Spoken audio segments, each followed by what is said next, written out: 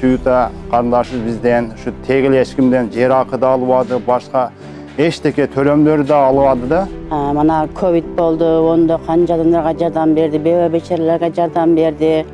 Özümüz talap kılıp koyduk. Suyutaga özümüz aytıp, koy sen şaylayız dep. Бұл қыздың мындай қол açıqlığı. Bu birinchi ochilganda ayılda hech qanday balдар baqchasi yo'q edi. Covid o'tdi, son жақсы ishlarni жасап berdi. Dar-darmiyaga berdi, köyge şu yubilesine barib jardam berib turdi. Буга чейин дагы бир эле алыш эмес, көк бөрү боюнча дагы мына ипподромдорду куруп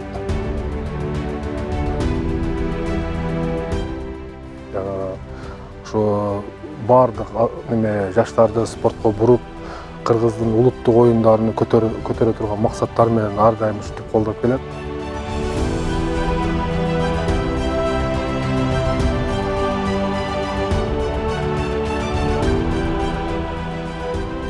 Кыргыз эли тоо кыркаларынын арасын бойлой жашаган эл. Тарыхы терең, тагдыры татаал. Бул жерде ар бир адамдын үмүтү жакшы жашоо, тынчтык, адилеттик. Ошол үмүттөрдү ишке ашыруу жолунда эл ичинен чыккан инсандар бар. Алардын бири Суюта Ахматова.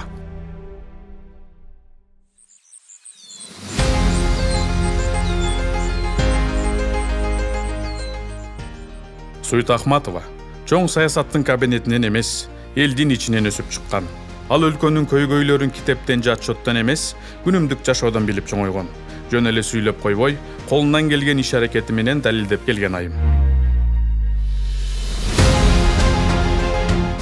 Суюта Ахматова көп жылдардан бери коомго пайда алып келген бир катар иш аракеттерди жасап, эмгеги элге сиңген инсан.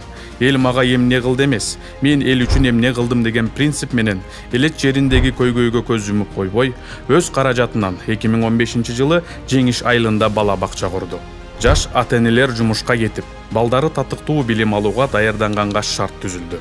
Аны менен бирге көптөгөн спорт оюндарын уюштуруп, көкбөрү, алыш күрөш, жигиттердин духун көтөрүп, дене тарбияны улуттук маданиятты колдоду. Искак болуп аткан айыл өкмөтү эски аты Халмион, азыркы аты Жеңиш айылындабыз. Бул айылда эч кандай мамлекеттик дагы жеке дагы бала бакча болгон эмес. 2015-жылы Суюта Ахматова өз күчү менен ушул бала бакчаны ачып, бул бала бакча 200 орунду. Bizi Халмион бакчамыз бул Умка балдар бакчасы hisoblанып, 2015-жылдан бери ачылып иштеп жатат. Bu birinchi ochilganda ayılda hech qanday balдар baqchasi yo'q edi. Mamlakatdek ham yo'q edi, chasni ham yo'q edi. Birinchi jo'li ochilgan baqchalardan hisoblanadi. Baqchamiz juda ham keng, chiroyli, hamma shart-sharoiti yaratilgan, umsini eja tomonidan yaratib berilgan baqcha hisoblanadi. Issiq ovqatlari, tomoq oshlari, joylari, isitish nimalari ham hamma yo'g'i sharti bor bog'cha hisoblanadi. Biz bu bog'chamizni ochib bergan o'sha Suюта Ahmatovaga el rozichilik, ming marta rozichilik bildiradi. Doim rahmat nimalar aytib turishadi. Qanchadan bolalarimiz tarbiya olib, 2015-yildan beri bolalarimiz tarbiya olib, to'xtab ishlab keladi bu bog'cha.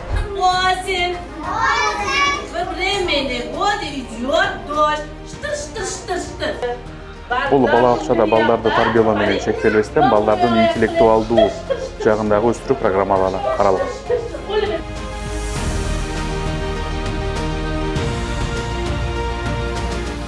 Омсуна Эркинбаева атындагы ат майданда турабыз. Бул ат майдандын биринчи курулуш этабы бүтүрүлүп, тайгазандар коюлуп, көкбөр оюнуна даяр экен.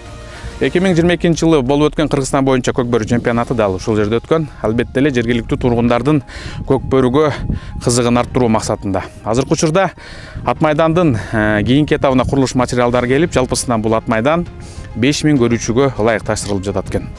Элге кызмат кылуу үчүн сөзсүз эле бир кызматка баруу же кандайдыр бир ыйгарымга ээ болуу маанилүү эмес. Суюта Ахматова аз камсыз болгон үй бүлөлөргө жардам берди. Көптөрдүн жүгүн жеңилдетип, айрымдарына күнүмдүк жашоого дем берди. Мен Сангина Батмамын. Абдысамат айылда жашайын. Суютанын колунда 13 жыл иштедим. Кудайга шүгүр. Мана баткенде согуш болду. Ого жардам берди. Mana Covid boldu, onda kança adamlarga jardam berdi, bebe beçerilerge jardam berdi. Mana men özüme kança jardam berdi, men dagы химия алып кордum. Эмгекчилдин эмгегин жер жебейт. Жумуш орундарын түзүүдө акыл калчап иш кылып, элдин социалдык жашоо шартын эске алып, бир кезде какырап суу чыкпай жаткан жерге ал базар курду. Бир карасаң куруу жер, бирок анын көзүндө мүмкүнчүлүк бар эле. Жер жанданды, соода токтобой, эл агылып, аймак өнүгө баштады. Бүгүнкү күндө ошол жер миңдеген адамдарды жумуш менен камсыз кылат. Эл үчүн шарт түзүп, жерди тирилтип, өмүрдү өзгөрткөн аракет. Мен Ахматова Сүйүта, Кыргыз Республикасынын Жогорку Кеңешине номер 2 округунан талапкерликке койгон талапкермин. Мен ушул Кадамжай районундагы Исхак Болоткан айыл өкмөтүндөгү Байман Батыр базарын жетектейм.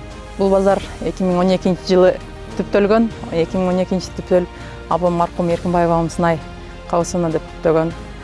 Апам түптөгөн убакта бул базар 2012 түптөлгөндө бул жерде бизде азыркы трасса жаңы болуп аткан, эми Кытайлар жаңы трасса куруп аткан ошол убактагы чыккан базар. Ал убакта 500 орунга эле жумуш орунга жасалган болчу. Алланын кудурети менен азыркы учурда 1,5 миң орундуу болду буйруса. Жумуш орунду 1,5 миңди биз түзүп бердик. Жан жакка өлүбүздөгү жеке ишкерлердин кошкондо азыр 5 миң, 6 миң биздин өзүбүздүн жергиликтүү айылдагы инсандар, тургундар бардыгы ошол жерден нан ашын таап, нан укат кылышат. Чыкканда бул жерде эми тоо таштуу жер, биздин жерлерибиз, аймагыбыз. Суу да жок, чөп да чыкпайт эле. Ал жерди сүрүптүрүп анан базар жарата баштадык. Ошо 500 кишиге 500 орундуу кылып. Суйт айымдын айтымында саясат мансап эмес, саясат жоопкерчилик. Элдин үнүн угуп, анын көйгөйүн чечүү милдет. Ал жогорку кеңешке баруу менен аймактардын үнүн борборго жеткирүүнү, өнүгүүнүн жол картасын эл менен бирге түзүүнү максат кылат. Анын ишениминде өлкөнүн келечеги жаштардын мүмкүнчүлүгүндө. Жаштарга шарт түзүлсө, миграция азаят. Эл өнүгөт, экономика алдыга жылат. Эмне үчүн жогорку кеңешке, мындайча айтканда, эмне үчүн саясатка баратасыз? Эң биринчи сөзүм айтайын, бул элге кызмат кылуу. Бир элге чыгып да бир өзүмдүн кызматымы жеке мына өзүбүздүн региондо эле эмес, ошол жогорку жактардан барып элге кызмат кылып бергим келген максатта. Депутат болуп өтүп калсаңыз, эл сизден эмнени күтөт деп ойлойсуз биринчи? Чындыкты, калыстыкты, сөзгө туруктуулукту күтөт. Мындай коррупцияга аралашпаган, алынбаган, сиз өзүңүздү мындай таза адам катары эсептейсизби? Жана тазалыгыңызды мындай ачыктай аласызбы элге? Ачыктай алам, себеби азыр биз бар жок компьютерге кирип онлайн режимде жашайбыз да. Ар бир басканыбыз, турганыбыз бардыгы биз уже интернет булактарында бардыгы билет, эл билет. Сиз ошондой бир оорчундуу чечимдерди кабыл алып атканда кандай принциптерди карманасыз? Мыйзамга баш ийем. Депутаттык мандат. Бул сизге жөн эле мандатпы же куралбы? Бул элдин куралы. Эл тандап аткандан кийин бул мандат бир жалгыз меники эмес, бул элдики болот да. Суйта Ахматова учурда номер 2 шайлоо округунан аттанып, бул жолу элдиктен элде кызмат кылууга белсенүүдө.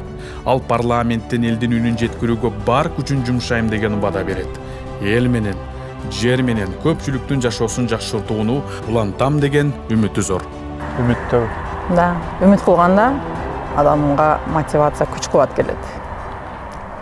Коркпогондукта